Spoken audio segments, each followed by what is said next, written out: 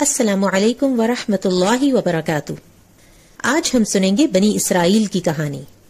یہ کہانی شروع ہوتی ہے حضرت ابراہیم علیہ السلام سے۔ ابراہیم علیہ السلام 2200 قبل مسیح یعنی 2200 BC میں عراق کے شہر اور میں پیدا ہوئے۔ جب ان کی قوم نے انہیں جھٹلایا تو انہوں نے فلسطین کی طرف سفر اختیار کیا۔ ابراہیم علیہ السلام کے 2 بیٹے تھے، اسماعیل علیہ السلام اور اسحاق علیہ السلام، دونوں ہی اللہ کے نبی تھے۔ اسحاق علیہ السلام کے بیٹے تھے حضرت یعقوب علیہ السلام، وہ بھی اللہ کے نبی تھے۔ ان کا لقب اسرائیل تھا۔ اسرائیل عبرانی زبان کا لفظ ہے۔ اسرا کا مطلب ہے بندہ اور ایل یعنی اللہ کا۔ اس طرح اسرائیل کا مطلب ہوا اللہ کا بندہ، اور بنی اسرائیل کا مطلب ہے اسرائیل علیہ السلام یعنی حضرت یعقوب علیہ السلام کے بچے۔ حضرت یعقوب علیہ السلام کے 12 بیٹے تھے، جن میں سے حضرت یوسف علیہ السلام کو نبوت کے لیے چنا گیا۔ جب حضرت یوسف علیہ السلام مصر کے کفیل بنے تو انہوں نے اپنے خاندان کو کنعان سے مصر بلا لیا۔ کنعان اس زمانے میں اس علاقے کو کہتے تھے جہاں آج فلسطین اور اس کے آس پاس کا علاقہ ہے۔ یوں بنی اسرائیل مصر کی سرزمین کے ایک حصے میں رہنے لگے۔ حضرت یعقوب علیہ السلام کے ایک بیٹے کا نام یہودا تھا، اسی نسبت سے ان کے خاندان والوں کو یہودی کہا جانے لگا۔ تقریباً 200 سال یہ خاندان مصر میں آرام و سکون کی زندگی گزارتا رہا، یہاں تک کہ 1550 BC میں قبطیوں نے مصر پر قبضہ کیا اور انہیں غلام بنا لیا۔ بچوں، کیا آپ جانتے ہیں کہ BC کا کیا مطلب ہے؟ BC کا مطلب ہوتا ہے بیفور کرائسٹ۔ یہ کیلنڈر عیسائیوں کا بنایا ہوا ہے، اور اس کے مطابق جس سال عیسیٰ علیہ السلام پیدا ہوئے وہ اسے پہلا سال قرار دیتے ہیں، اور اس سے پہلے کے تمام سالوں کو اسی طرح ریورس آرڈر میں کیلکولیٹ کرتے ہیں۔ جیسا کہ ابراہیم علیہ السلام عیسیٰ علیہ السلام سے 2200 سال پہلے پیدا ہوئے، تو اسے یوں کہا جاتا ہے کہ ابراہیم علیہ السلام 2200 BC میں پیدا ہوئے۔ تو 1550 BC میں بنی اسرائیل قبطیوں کی غلامی میں چلے گئے۔ یہ ان پر بہت مشکل وقت تھا۔ وہ ان سے بہت زبردست مشقت لیا کرتے، ان کے بیٹوں کو قتل کر دیتے اور بیٹیوں کو زندہ رکھتے۔ تقریباً 250 سال اس مشقت اور ذلت میں گزارنے کے بعد 1391 BC میں حضرت موسیٰ علیہ السلام پیدا ہوئے۔ موسیٰ علیہ السلام کی زندگی کے واقعات انشاءاللہ آپ موسیٰ علیہ السلام کی کہانی میں سنیں گے۔ 1310 BC میں فرعون سمندر میں ڈوب گیا اور موسیٰ علیہ السلام بنی اسرائیل کو لے کر صحرائی سینا میں آ گئے۔ جیسا کہ آپ جانتے ہیں کہ ابراہیم علیہ السلام اللہ کے دوست تھے۔ اللہ نے ان کی نسل میں بے شمار انبیاء بھیجے۔ مسلسل 2000 سال تک انبیاء کا سلسلہ بند نہ ہوا۔ اللہ سبحانہ وتعالی سورۃ البقرہ آیت 47 میں فرماتے ہیں، یا بنی اسرائیل اذکروا نعمتی التی انعمت علیکم وانی فضلتکم علی العالمین۔ اے بنی اسرائیل، یاد کرو میری اس نعمت کو جس سے میں نے تمہیں نوازا، اور اس بات کو کہ میں نے تمہیں ساری دنیا کی قوموں پر فضیلت عطا کی تھی۔ جب بنی اسرائیل صحرا میں آئے تو اللہ نے ان کے کھانے کا انتظام کیا۔ ان پر آسمان سے من و سلوہ نازل کیا۔ سلوہ پرندوں کا بھنا ہوا گوشت ہوتا تھا، اور من ایک میٹھی چیز تھی جو آسمان سے نازل ہوتی۔ اس طرح بغیر کسی محنت کے بنی اسرائیل کی غذائی ضرورت پوری ہونے لگی۔ اللہ نے صحرا کی دھوپ سے بچانے کے لیے ان پر بادلوں کا سایہ کیا۔ جب ان کو پیاس نے ستایا تو اللہ کے حکم سے موسیٰ علیہ السلام نے ایک پتھر پر عصا مارا اور اس سے 12 چشمے پھوٹ نکلے، کیونکہ بنی اسرائیل کے 12 قبیلے تھے۔ اس طرح ہر قبیلے نے اپنے پانی پینے کی جگہ جان لی۔ پھر اللہ تعالیٰ نے حضرت موسیٰ علیہ السلام کو مقدس کتاب تورات دینے کے لیے کوہ طور پر بلایا۔ موسیٰ علیہ السلام نے قوم کو اپنے بھائی ہارون علیہ السلام کے حوالے کیا اور 30 دن کے لیے کوہ طور پر تشریف لے گئے۔ اللہ تعالیٰ نے ان کو مزید 10 دن روک لیا۔ ادھر ان کی قوم کہنے لگی کہ موسیٰ علیہ السلام تو لگتا ہے کہیں چلے گئے، اب ہم کس کی عبادت کریں؟ ان میں ایک شخص تھا سامری۔ اس نے کہا، تم مجھے اپنا سونا دو، میں تمہیں ایک بچڑا بنا کر دیتا ہوں۔ اور وہ بچڑا اس نے اس طرح بنایا کہ جب ہوا چلتی تو اس میں سے آواز آتی۔ یوں بنی اسرائیل اس بچڑے کی عبادت کرنے لگے۔ جب موسیٰ علیہ السلام تورات لے کر کوہ طور سے واپس آئے تو قوم کو بچڑے کی عبادت کرتا دیکھ کر انتہائی غضبناک ہوئے۔ بنی اسرائیل کو اللہ کی طرف سے یہ سزا ملی کہ انہیں 2 گروہوں میں تقسیم کر دیا گیا، اور شرک نہ کرنے والوں نے ان لوگوں کو قتل کیا جو گائے کی پوجا کرنے والے تھے۔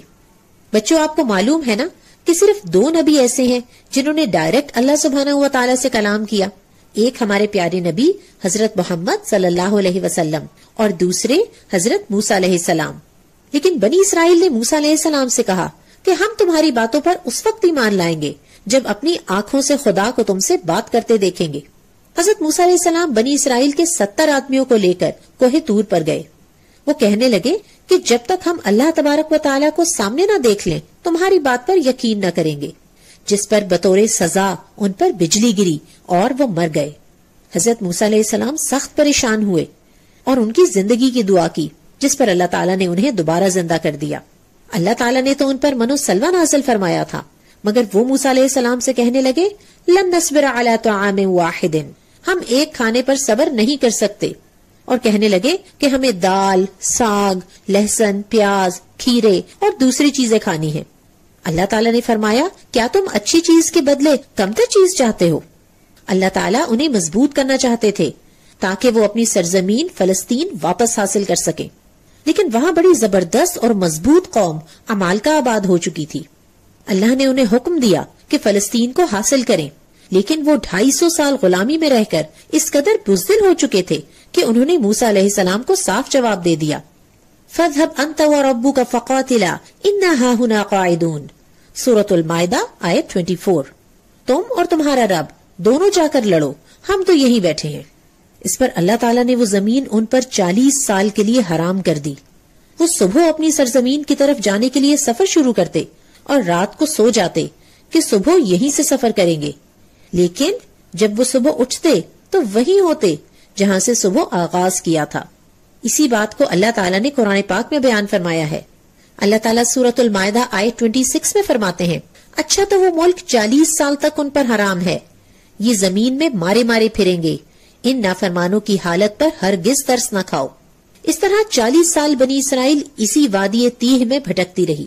حضرت موسیٰ علیہ السلام اور ہارون علیہ السلام کی اسی صحرا میں وفات ہوئی اور ایک نئی نسل صحرا میں پل کر جوان ہوئی.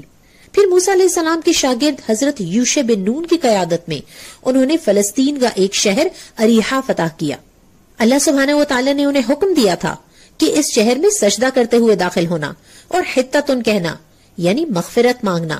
اور یہ قوم اپنے سروں کو گھسیٹتے ہوئے داخل ہوئی اور کہنے لگی حنتتن حنتتن یعنی گندم کی بالی، مطلب اس شہر میں اب ہم گندم اگائیں گے اور کھائیں گے. اس طرح انہوں نے اللہ کے حکم کا مذاق اڑایا. اللہ سبحانہ و تعالیٰ ان سے ناراض ہوئے. سورۃ البقرہ آیت 59 میں اللہ تعالیٰ فرماتے ہیں فَأَنزَلْنَا عَلَى الَّذِينَ ظَلَمُوا رِجْزًا مِّنَ السَّمَاءِ بِمَا كَانُوا يَفْسُقُونَ. آخر کار ہم نے ظلم کرنے والوں پر آسمان سے عذاب نازل کیا، یہ سزا تھی ان نافرمانیوں کی جو وہ کر رہے تھے. روایات میں آتا ہے کہ یہ سزا طاعون یعنی پلیگ کی بیماری تھی جو ان پر نازل کی گئی. اللہ سبحانہ و تعالیٰ نے یہود کو سبت یعنی ہفتے کے دن مچھلیاں پکڑنے یا کوئی بھی دنیاوی کام کرنے سے منع فرمایا تھا، لیکن انہوں نے ایک جھوٹا بہانہ بنا کر نعوذ باللہ اللہ ہی کو دھوکہ دینے کی کوشش کی. وہ جمعے کو پانی میں جال ڈال دیتے اور اتوار کو جا کر مچھلیاں نکال لیتے اور کہتے کہ ہم نے تو ہفتے کو کوئی مچھلیاں نہیں پکڑی. یہ اللہ کا قانون تھا جس کی انہوں نے خلاف ورزی کی تھی. انہیں اس کی یہ سزا ملی کہ وہ بندر اور سور بنا دیے گئے اور 3 دن کے اندر اندر وہ سب لوگ مر گئے جنہیں یہ سزا ملی تھی. اس طرح وہ بنی اسرائیل جنہیں اللہ سبحانہ و تعالیٰ نے بے پناہ فضیلتوں اور نعمتوں سے نوازا تھا، اپنی بدعمالیوں کی وجہ سے بار بار اللہ کے غضب کا نشانہ بنتی رہی اور اللہ سبحانہ و تعالیٰ بار بار انہیں معاف بھی کرتے رہے. یہاں تک کہ 1024 BC میں ان کے گولڈن ایرا کا آغاز ہوا. بنی اسرائیل نے اس وقت کے نبی حضرت سموئیل علیہ السلام سے کہا کہ ہم پر ایک بادشاہ مقرر کریں جو ہمارا سپہ سالار بھی ہو اور ہم اپنا ملک حاصل کر سکیں. طالوت کو ان پر بادشاہ مقرر کیا گیا، لیکن قوم ان کو بادشاہ ماننے کے لیے تیار نہیں تھی کیونکہ وہ ایک مالدار انسان نہیں تھے.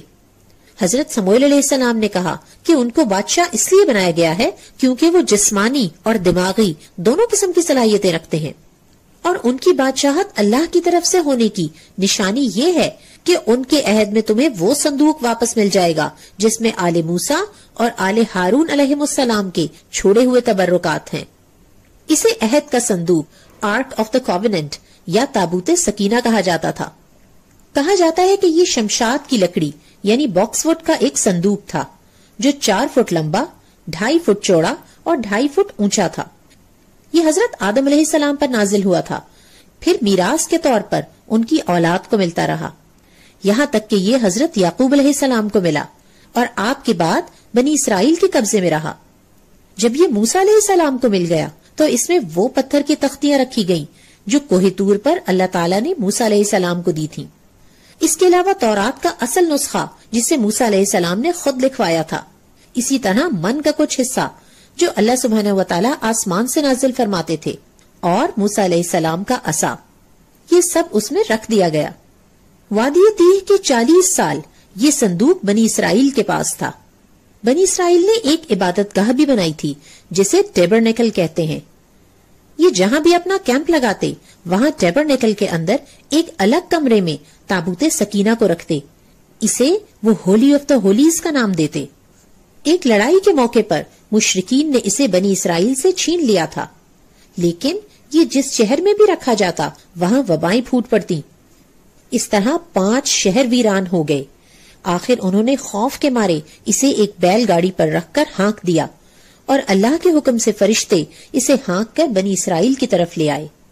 اس صندوق کے واپس مل جانے کو بنی اسرائیل نے بہت بابرکت شمار کیا، اور انہوں نے طالوت کی بادشاہت کو تسلیم کر لیا۔ جب وہ اپنا ملک فتح کرنے کے لیے میدان جنگ میں آئے تو دشمن فوج میں سے جالوت یعنی گلایت نے لڑنے کی دعوت دی۔ حضرت داؤد علیہ السلام جو ابھی ایک کم عمر نوجوان تھے، انہوں نے جالوت کو قتل کر ڈالا اور فلسطین فتح ہو گیا۔ جب بنی اسرائیل فلسطین میں آئے تو وہ تابوت سکینہ بھی ساتھ لے آئے اور اسے ایک خاص چٹان پر رکھا۔ اسے ہولی آف دا ہولیز یا ہاؤس آف ہولیز بھی کہا جاتا ہے، اور اسی کا عربی ترجمہ بیت المقدس ہے۔ اس چٹان کی کیا اہمیت ہے اور حضرت سلیمان علیہ السلام نے جنوں کی مدد سے فلسطین میں کون سی عمارت تعمیر کی، یہ ہم دیکھیں گے اگلی ایپیسوڈ میں۔ السلام علیکم ورحمۃ اللہ وبرکاتہ۔